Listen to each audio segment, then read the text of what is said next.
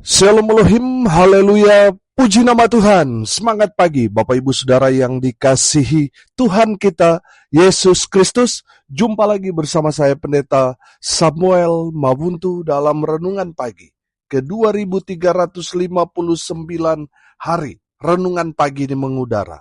Puji Tuhan. Bapak Ibu Saudara yang dikasihi Tuhan, sebelum kita membaca, mendengarkan, dan merenungkan firman Tuhan hari ini, mari kita berdoa, minta pimpinan Roh Kudus. Kita berdoa. Bapa di surga, berbicaralah kepada kami semua. Pakai firman Tuhan ini untuk menegur kami, menasihati kami, meneguhkan iman percaya kami, dan memberkati kami semua. Di dalam nama Tuhan Yesus yang adalah firman Allah yang hidup, kami berdoa. Amin. Haleluya. Bapak Ibu Saudara yang dikasihi Tuhan, bersama dengan saya kita akan belajar Alkitab dari kitab Kejadian sampai kitab Wahyu. Mari buka Alkitab kita. Sakaria pasal 13 ayat 7 sampai ayat 9. Di bawah perikop, pedang menimpa umat baru. Demikian firman Tuhan. Hai pedang, bangkitlah terhadap gembalaku, terhadap orang yang paling karib kepadaku. Demikianlah firman Tuhan semesta alam. Bunuhlah gembala, sehingga domba-domba tercerai-berai. Aku akan mengenakan tanganku terhadap yang lemah. Maka di seluruh negeri, demikianlah firman Tuhan, 2/3 daripadanya akan dilenyapkan, mati binasa. Tetapi 1/3 daripadanya akan tinggal hidup.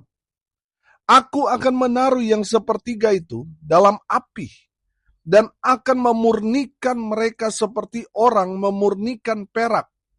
Aku akan menguji mereka seperti orang menguji emas. Mereka akan memanggil namaku dan aku akan menjawab mereka.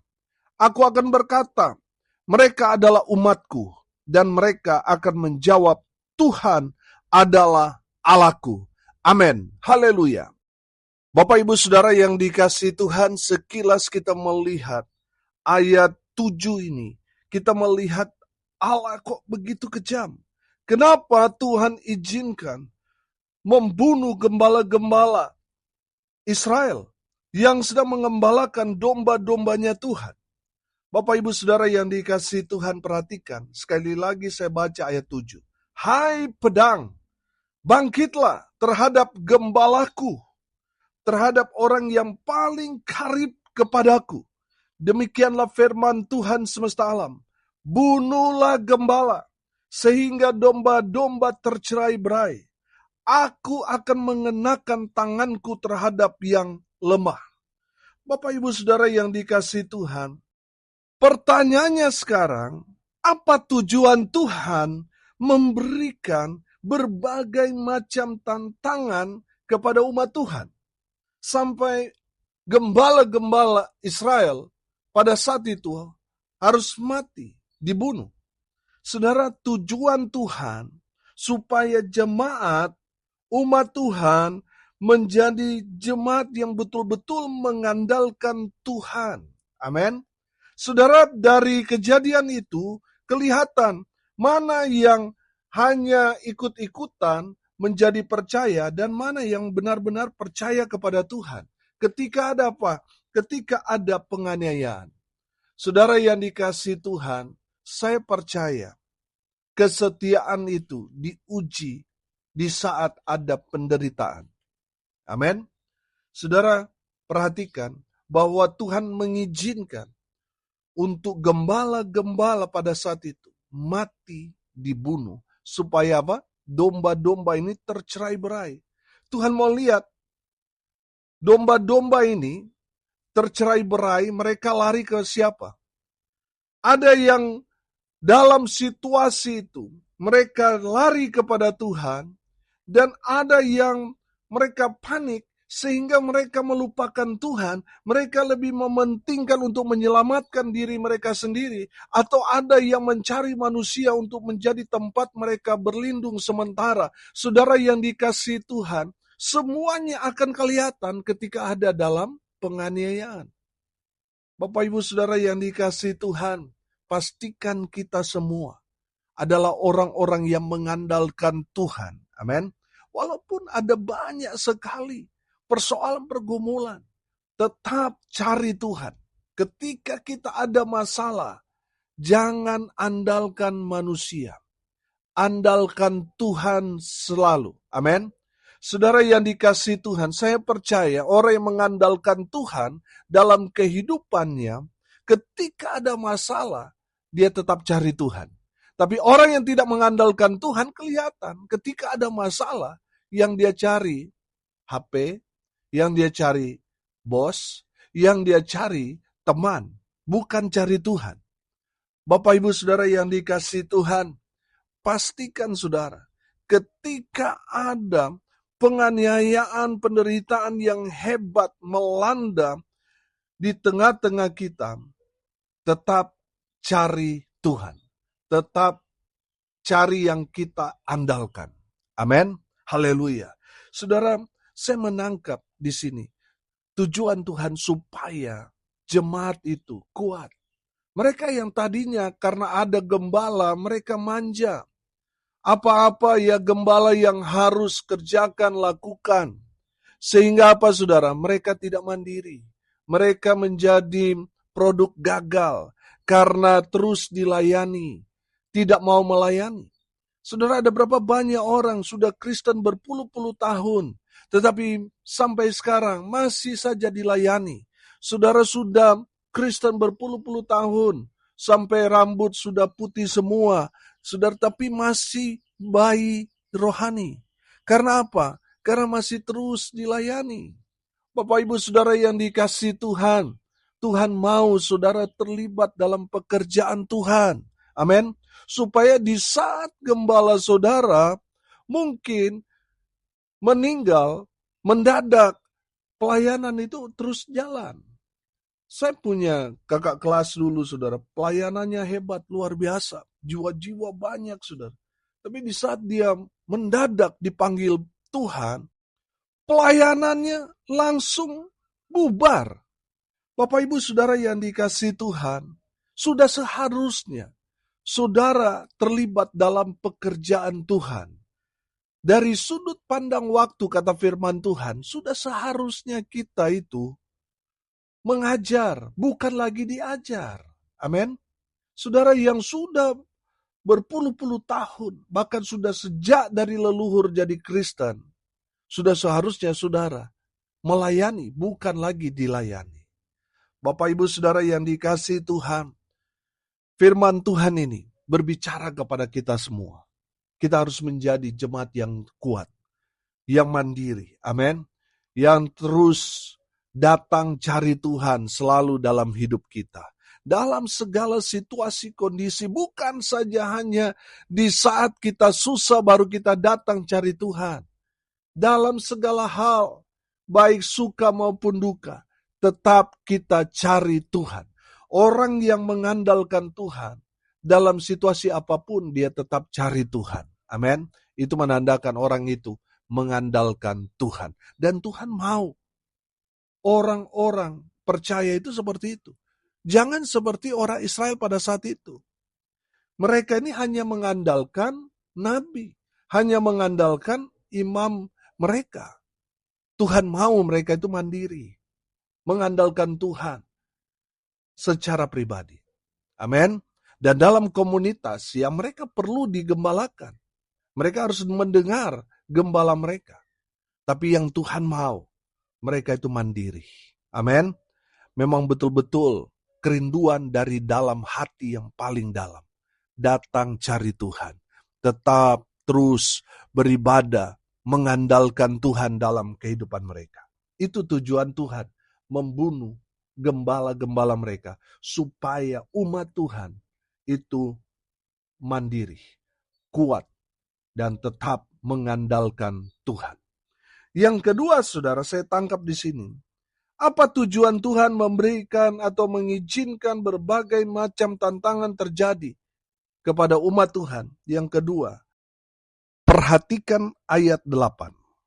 Maka di seluruh negeri, demikianlah firman Tuhan, 2/3 daripadanya akan dilenyapkan mati binasa.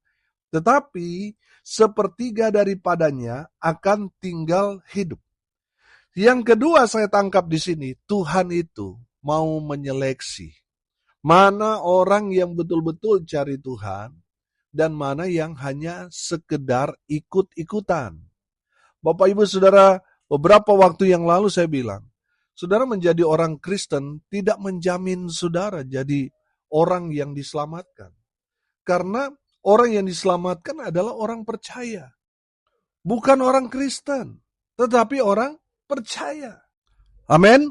Jadi pastikan saudara, bukan hanya menjadi orang Kristen, tetapi mari naik satu level lagi. Jadi orang percaya. Amin.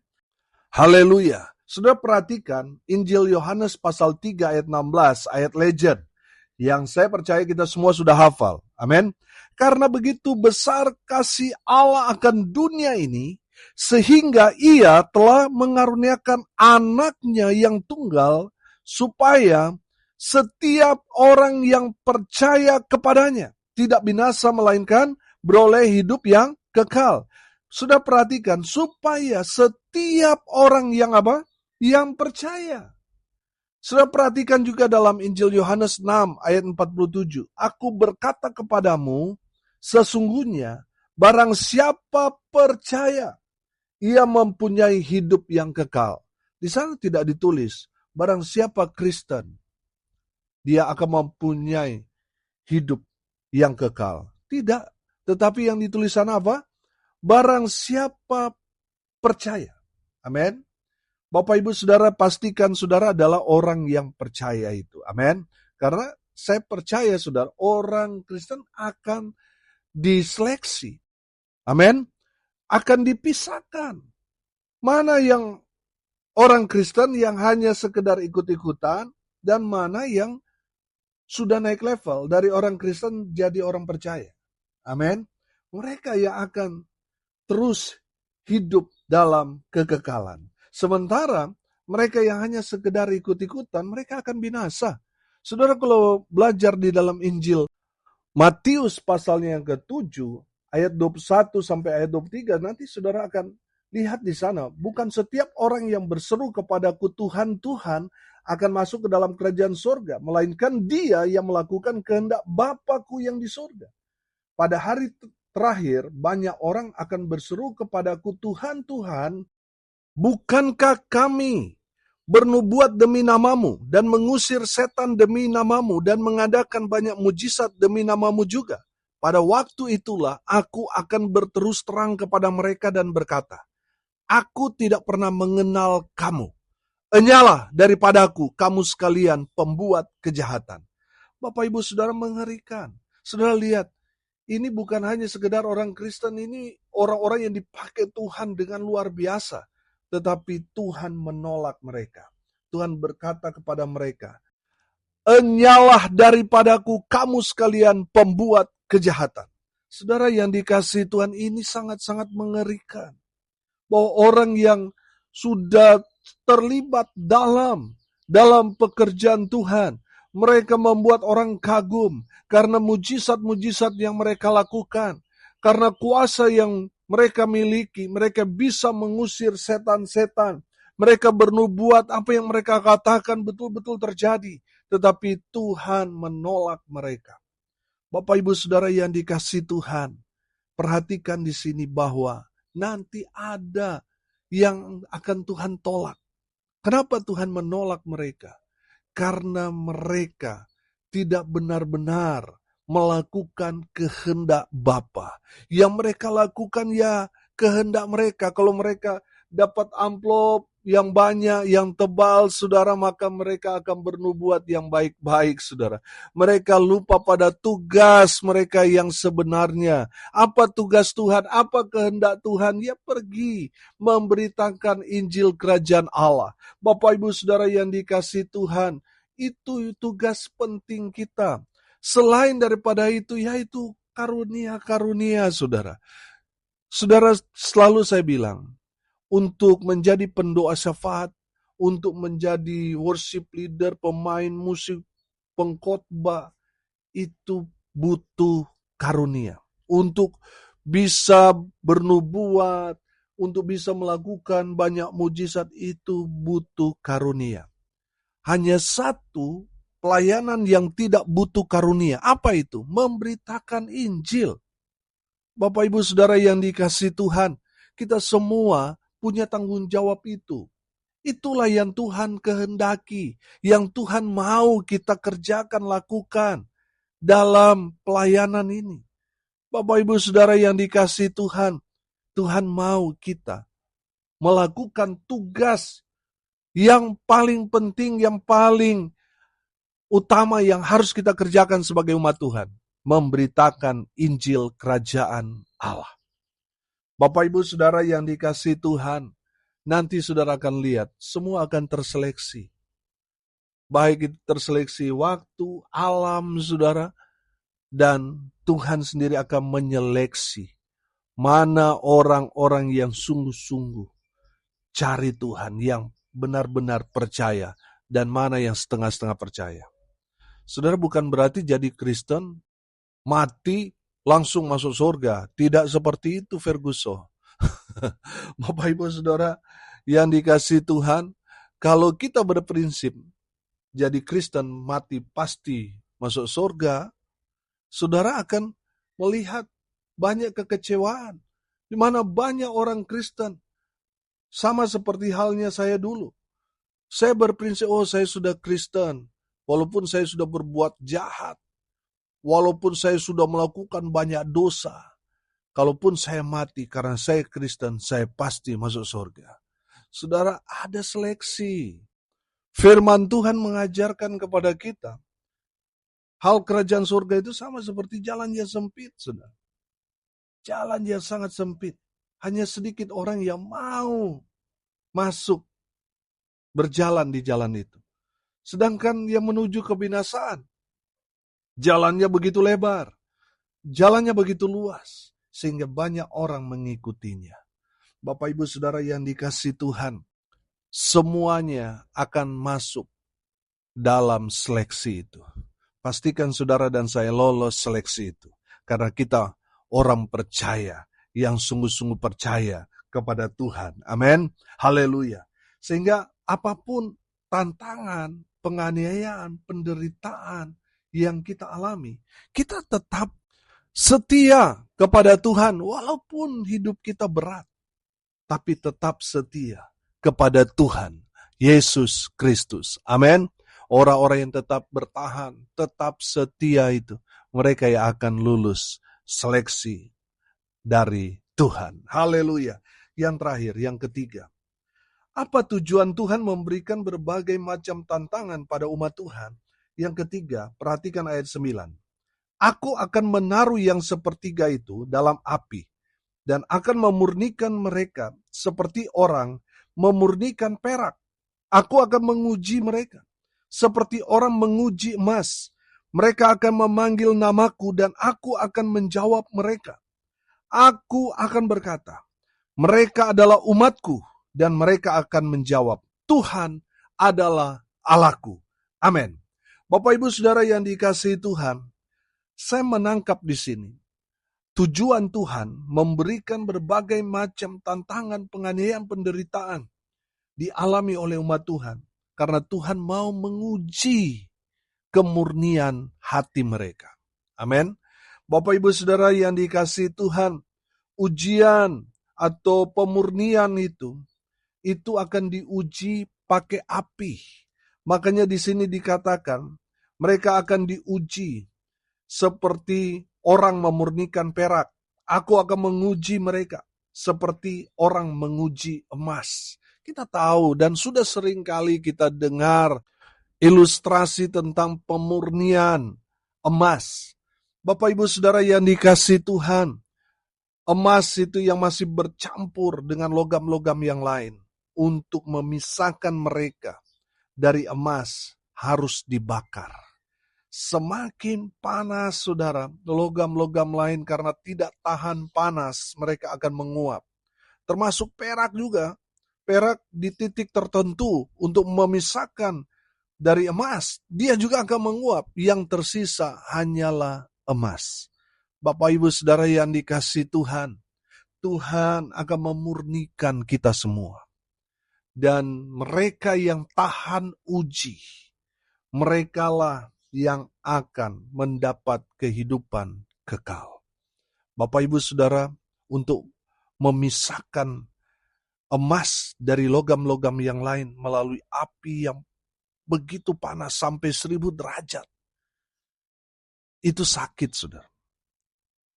Tetapi itulah cara Tuhan memisahkan orang-orang yang sungguh-sungguh percaya dan mana yang tidak sungguh-sungguh ikut Tuhan. Bapak Ibu Saudara yang dikasihi Tuhan, pastikan kita semua adalah orang-orang yang tahan uji, tetap bertahan, tetap setia. Walaupun ada berbagai macam pencobaan Tuhan izinkan terjadi kepada kita, tapi kita tetap bertahan sampai kita pada akhirnya lolos dalam ujian api itu. Haleluya. Hari ini kita belajar, kenapa sih Tuhan izinkan? Ada banyak sekali tantangan, persoalan, pergumulan yang dialami kita sebagai umat Tuhan. Bukankah sering kali kita dengar, kalau kita sudah ikut Tuhan, kalau saya sudah Kristen, maka saya bebas dari semua masalah, bebas dari hutang piutang, saya yang sakit sembuh dan sebagainya. Bapak Ibu Saudara yang dikasihi Tuhan, tidak seperti itu.